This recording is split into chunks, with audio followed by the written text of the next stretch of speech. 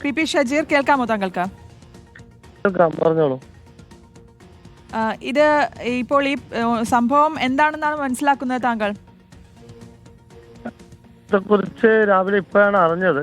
ഈ നിങ്ങളിപ്പോൾ റിപ്പോർട്ട് ചെയ്യുന്നത് പോലെ തന്നെ കഴിഞ്ഞ ഒരു വർഷത്തിൽ താഴെയായി ഒരു 2 ചെറുപ്പക്കാർ ഇവിടെ വാടകയ്ക്ക് താമസിക്കുന്നതായിട്ടാണ് വിവരം ലഭ്യമാകുന്നത്. സ്വാഭാവികമായിട്ടും അവരെ പ്രദേശവാസികളെല്ലാം വലിയൊരു മുഖം കൊടുക്കാത്ത വ്യക്തികളാണ്.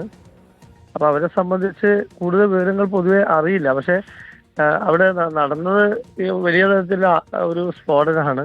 തൊട്ടടുത്ത വീടുകൾക്കുൾപ്പെടെ കേടുപാടുണ്ട്.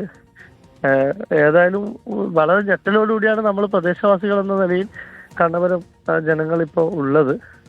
തീർച്ചയായും അതിൻ്റെ മറ്റ് രാഷ്ട്രീയ വിഷയങ്ങൾ എന്തെങ്കിലും ഉണ്ടോ എന്നതിനെ കുറിച്ച് നമുക്കും കൃത്യമായ വ്യക്തതയില്ല. അതിൻ്റെ വാടകക്ക് എടുത്തു കൊടുത്തത് ആരാണെന്നൊക്കെയുള്ളൊരു അന്വേഷണം നടക്കുകയാണ്.